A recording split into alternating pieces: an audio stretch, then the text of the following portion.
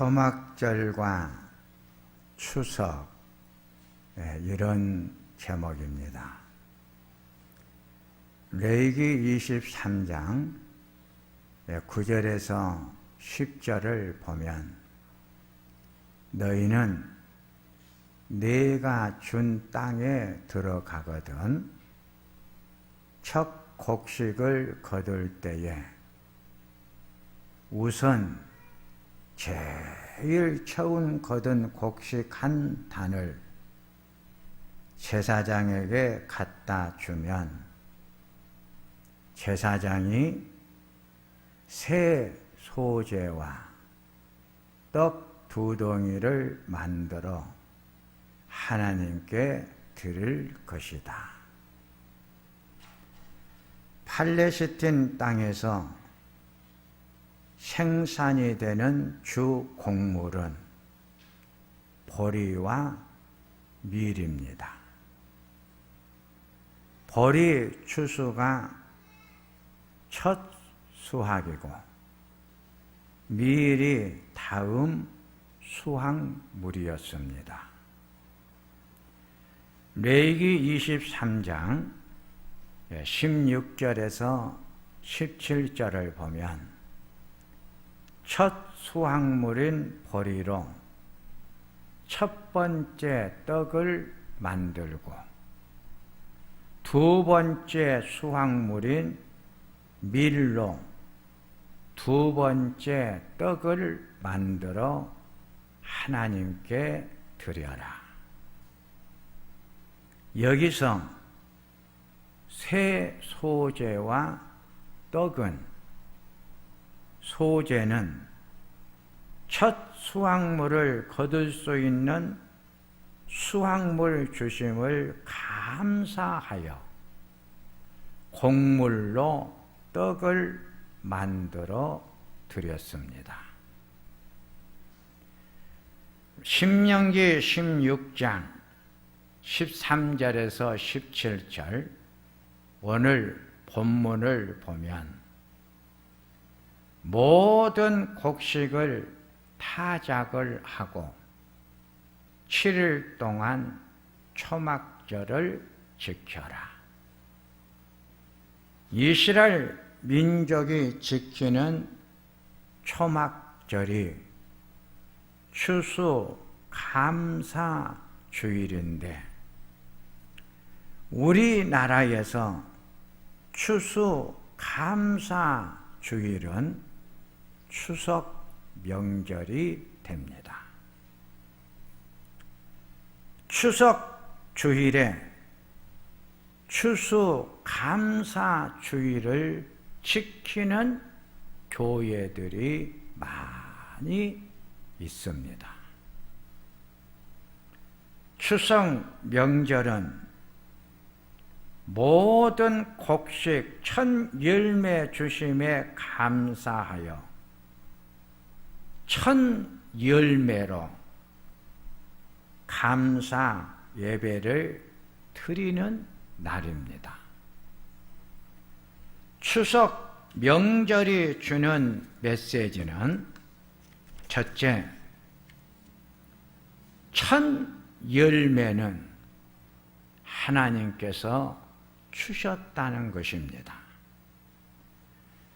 고린도전서 3장 6절에서 7절을 보면 나는 심었고 아볼로는 물을 주었으되 오직 하나님께서 자라나게 하셨나니 그런즉 심는 이나 물 주는 이는 아무것도 아니로되 오직 자라게 하시는 하나님 뿐이시니라.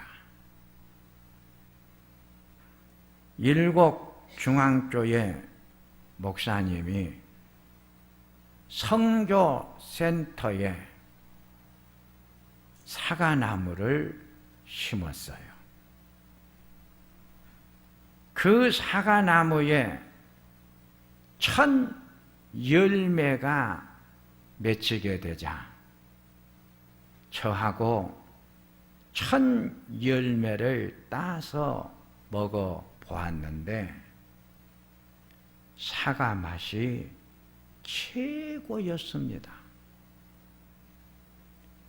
얼마나 사과가 맛있든지 맛있게 천 열매를 먹어 보았습니다. 천 열매인 그 사과의 아름다운 색깔, 그리고 맛을 인간이 만들 수 있겠습니까? 사과 속에 들어있는 영양분을 우리 인간이 어떻게 만들 수가 있겠습니까? 하나님이 만들어 주신 것입니다.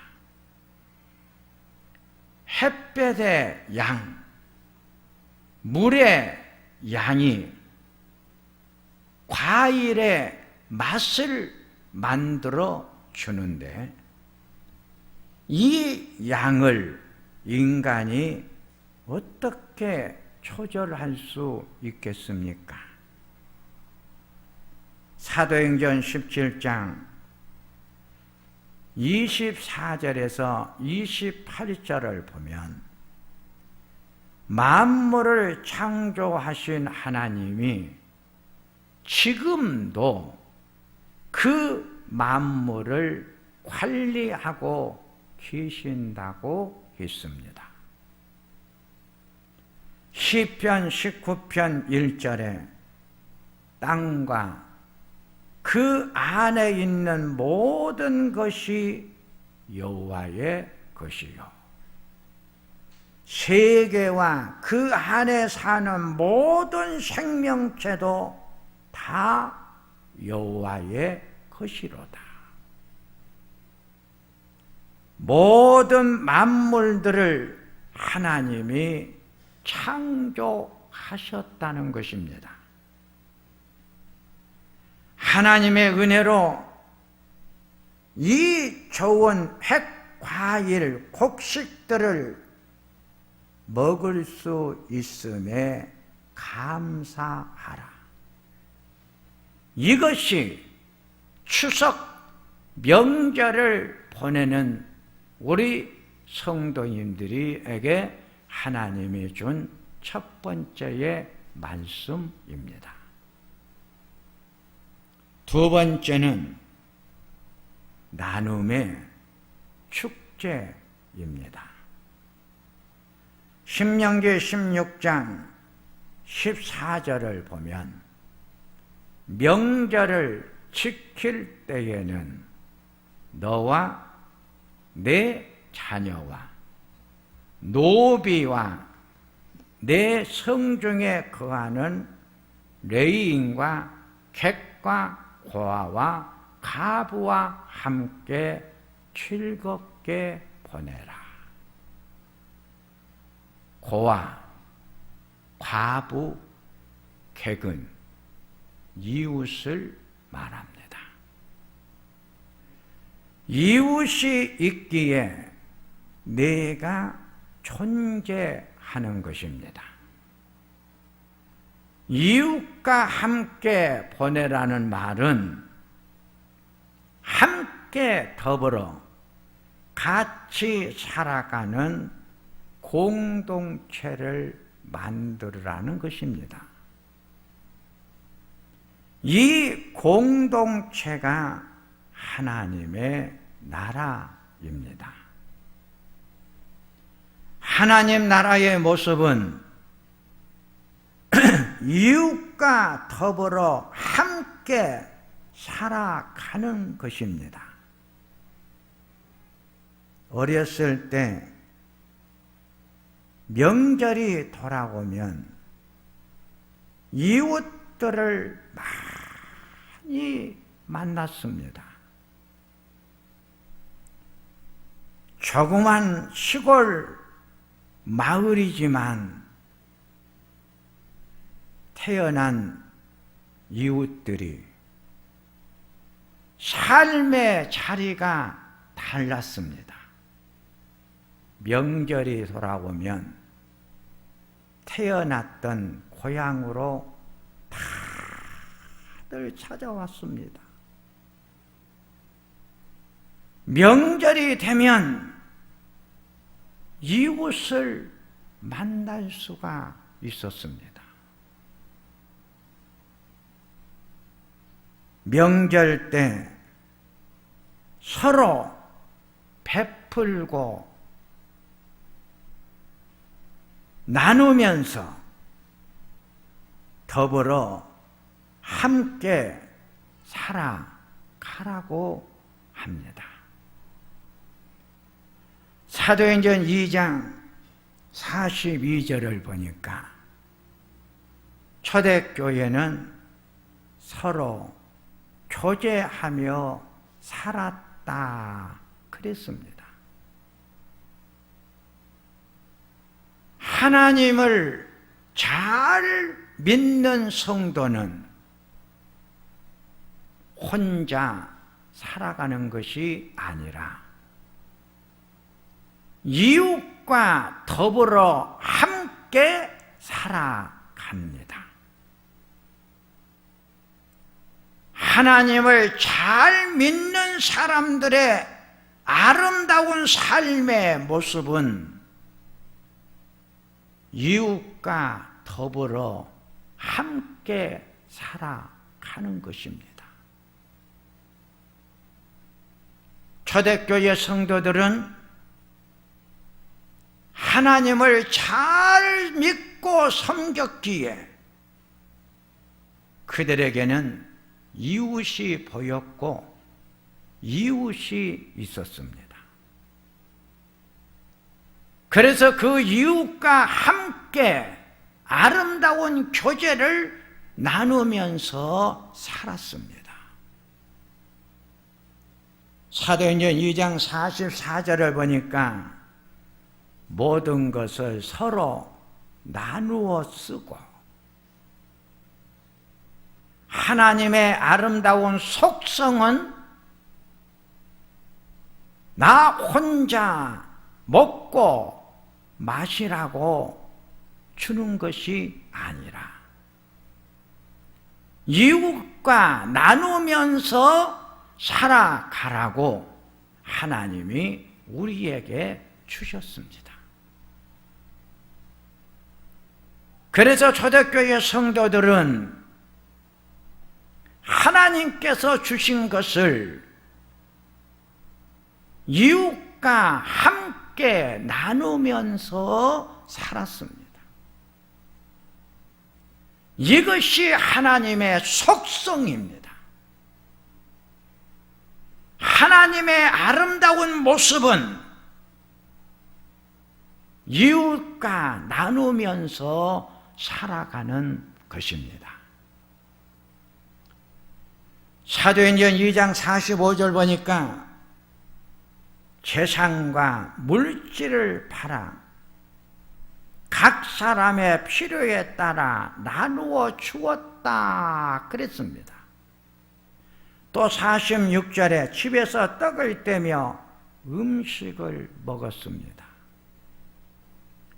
떡은 성찬을 나누는 것을 말하고 음식을 먹었다는 것은 함께 식사했다는 것입니다. 명절이 돌아오면 우리 민족은 특별히 서로 베풀면서 살았습니다. 베풀며 살으라고 이 명절을 우리에게 주신 것입니다. 그러게 이런 추석 명절이 돌아오면 우리는 서로 선물도 주고 정도 주고 마음도 주고 살았습니다. 베풀며 사는 훈련장이 명절입니다. 하나님께서 이스라엘 백성들에게 초막절을 지키라는 그 말씀을 보면 초막절을 지킬 때 함께 지켜야 될 대상을 분명히 말씀해 주셨습니다. 그 대상들이 누구였습니까? 이웃이었습니다. 누가복음 16장에 이 세 사람 중에 강도 만난 참 이웃이 누구냐고 묻습니다. 자비를 베푼 자녀이다. 가서 너도 자비를 베풀어라. 진정한 자비를 베풀 수 있는 곳, 그것이 이웃이었습니다. 요한복음 13장 5절에 예수님께서 태아에 물을 떠서 제자들의 발을 씻으시고 그 두르신 수건으로 닦기를 시작하셨습니다. 요한복음 14장 14절에서 15절을 보니까 선생이 되어 너의 발을 씻었으니 너희도 서로 발을 씻어주는 것이 옳으니라. 너희로 행하게 하려 하여 본을 보였노라. 섬김의 본을 보여주시면서 너희도 섬기는 자가 되라고 예수님이 제자들에게 권면을 했습니다. 옛날에는 우리에게 이웃이 있었습니다. 나와 너의 아름다운 만남이 있었습니다. 관계성 속에서 서로 베풀고 나누면서 살았습니다. 우리 선조들은 삶의 자리가 가난했습니다. 삶의 자리는 가난했어도 살아가는 모습은 따뜻했습니다. 정이 있었습니다. 이웃이 있었습니다. 서로 나누고 베풀며 아름다운 관계를 맺으면서 세상을 살아왔습니다. 지금은 물질의 풍요 속에 우리는 살아갑니다. 물질의 풍요는 따뜻함을 잃어버리게 만들었습니다. 정을 잃어버렸습니다. 이웃을 잃어버렸습니다. 명절이 돌아오니까 제주도로 여행을 떠난 인구가 20만이 예약이 되었다는 보도를 들어봤습니다.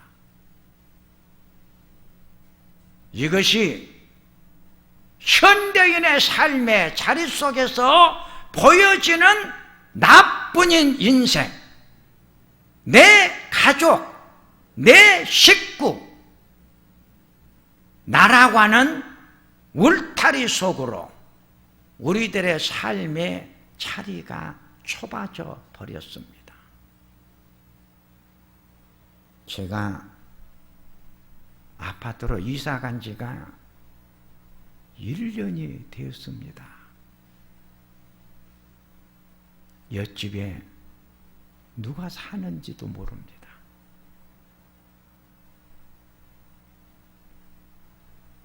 새로 지은 아파트라 다 새로운 사람들로 이사를 온 아파트입니다.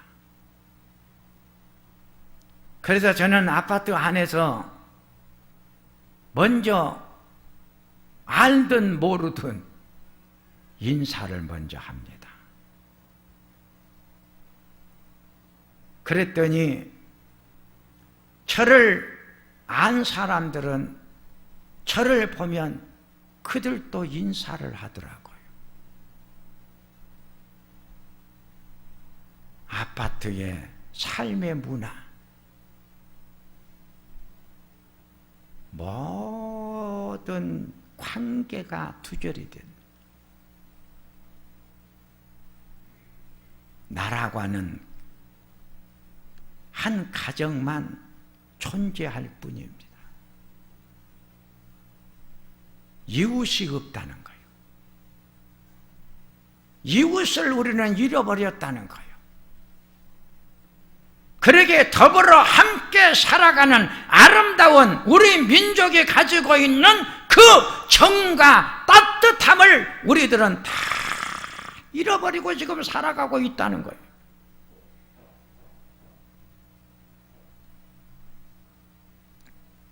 세 번째,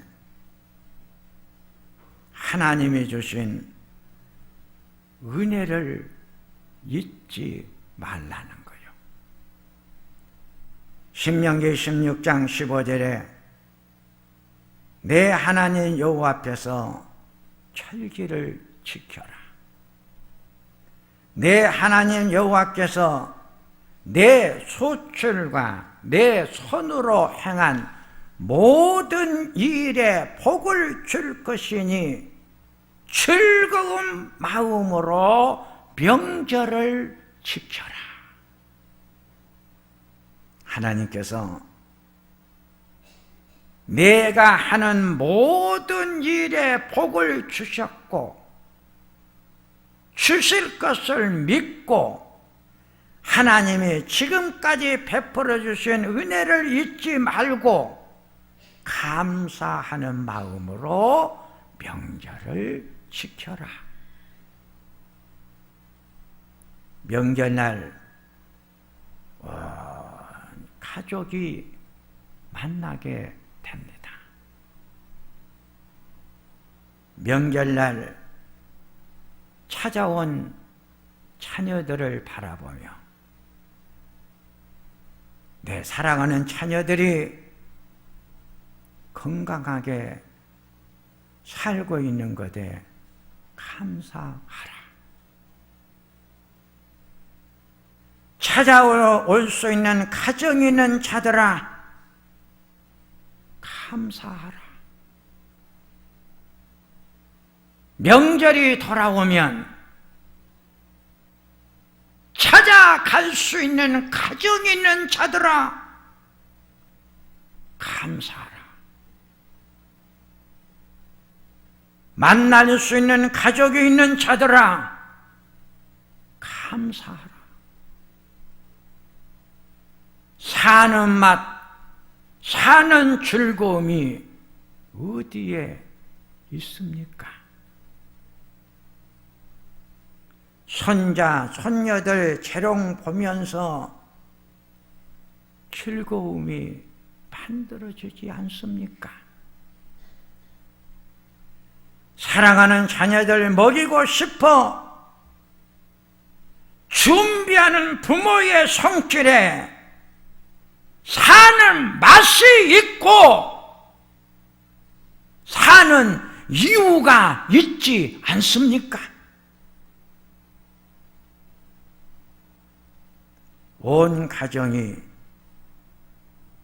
한 상에 둘러앉아 먹고 마심이 하나님의 은혜 아닙니까? 하나님이 우리 가정에 주신 은혜를 생각하며 명절을 보내라고 했습니다. 이제 말씀을 정리하면 신명기 16장 15절 하반절에 너는 온전히 즐거워할지니라. 명절을 즐겨라고 했습니다. 즐거운 명절이 되도록 하라는 거예요. 하나님이 우리에게 명절을 주신 것은 온 가족 식구들이 함께 기쁨을 나누기 위해서 주셨습니다. 만남의 기쁨, 나눔의 기쁨, 베품의 기쁨을 누리라는 것입니다. 가장 행복한 자는 즐겁게 사는 자입니다. 즐겁게 살 수 있는 것은 하나님의 은혜를 알기 때문입니다. 생각해 보면 하나님의 은혜로 여기까지 살아오지 않았습니까? 지금 내가 살아가는 모습을 보면 하나님의 은혜가 아니면 어떻게 지금 내가 이렇게 살아갈 수가 있겠습니까? 이번 명절을 통해 하나님이 명절을 우리들에게 주시면서 명절을 즐겨라. 이런 명절을 지키면서 우리들의 즐거움이 회복이 되는 명절이 꼭 되시기를 축원합니다. 즐거운 삶은 네가 만들어 가는 것입니다. 인생은 네가 사는 것이기 때문에 내가 내 삶의 자리를 즐겁게 만들어 가는 것입니다. 그러기에 성경은 항상 기뻐하라, 기쁘게 살으라고 했습니다. 즐겁게 살으라고 했습니다. 그러기에 내가 사는 내 삶의 자리를 내 자신이 기쁘게 즐겁게 살아갈 수 있도록 만들어 가라고 하는 것입니다. 하나님의 은혜를 깊이 생각하고 하나님의 은혜를 알면 즐겁게 살 수가 있습니다. 기쁘게 살 수가 있습니다. 사는 것 자체가 하나님의 은혜 아니었습니까? 지금 내가 살아가고 있는 삶의 모든 모습도 결국 하나님이 그렇게 살아가도록 만들어 주셨기 때문에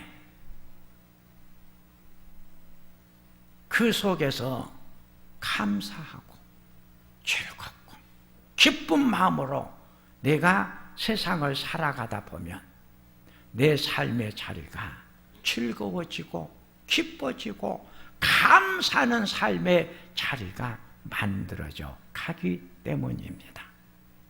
기도하겠습니다. 하나님 아버지, 하나님께서 명절이라는 절기를 우리에게 주셨습니다. 추석 명절이 돌아옵니다.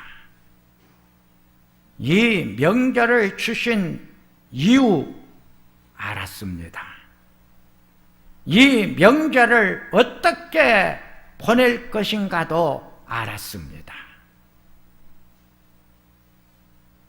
명절을 주신 목적을 깊이 생각하며 이번 명절에 이웃이 보이게 하여 주시고 그 그 이웃과 아름다운 교제를 나누며 교통의 은사를 베풀며 더불어 함께 살아가는 성숙된 우리들의 삶의 자리가 만들어지게 해 주소서. 예수님의 이름으로 축복하며 기도하옵나이다. 아멘.